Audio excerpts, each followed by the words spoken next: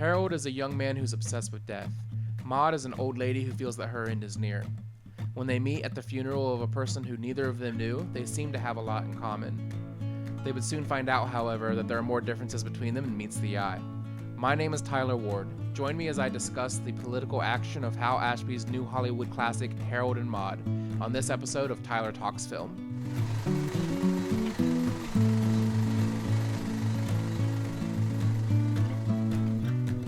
Harold and Maude was released in December 1971. The hippie revolution had been shattered by several tragedies that shook American society to its core. The Manson family murders and the killings at Altamont Speedway and Kent State University, as well as the seemingly never-ending Vietnam War, destroyed the delusion that young people had a collective voice that was capable of challenging the status quo and instrumenting widespread change. With the election of President Richard Nixon in November 1968, the early 1970s saw America gravitate back towards conservative values and rigid social order. It's in this stagnant and unyielding environment that we meet Harold, a young man from a wealthy family who has no interest in the rituals that are a part of polite society.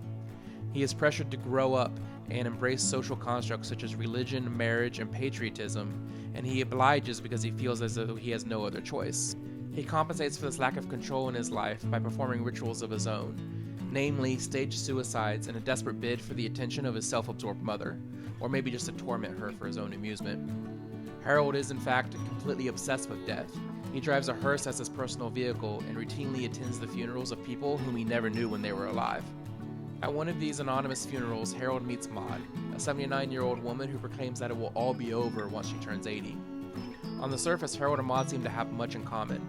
After all, how many people attend the funerals of complete strangers? But while it is true that Maude has a certain preoccupation with death, Harold quickly learns that she's much more concerned with life, or, more specifically, living it. Maude is an almost absurdly free spirit who views death as a natural part of the cycle of life, which then repeats itself with rebirth. She speaks of the rise and fall of kingdoms, the inconsistencies of life, and living experiences not through your biases and preconceptions, but through your own five senses. She dances and sings and yells just because she feels like it, and she speaks of sexuality and intimacy without shame or insecurity. In short, Maude represents everything that the hippie revolution stood for. She is the summer of love and Bob Dylan and Woodstock. She's an ideal that, by 1971, had aged and was about to die. She has no use for the rituals and rules of society by which Harold had been restrained for his entire life, and by teaching him to break free of those restraints, she teaches him for the first time to take control of his own life. In other words, she teaches the youth to carry the spirit of the hippies into new, uncharted territory. This new era required a different approach to rebellion and protest, but first the youth had to realize that their fight was not over, that they had not lost, and that giving up and allowing the status quo to prevail was simply not an option. As Harold and Maude's relationship deepens, they are met with resistance from every one of the social constructs that had imprisoned Harold before he met Maude. But now, with knowledge and experience on his side, he is able to cast aside those outdated ideals and live his life on his terms. And even though, like all things, their scandalous affair could not last, Harold moves forward with an altered worldview that allows him to live a better life than the one he had before.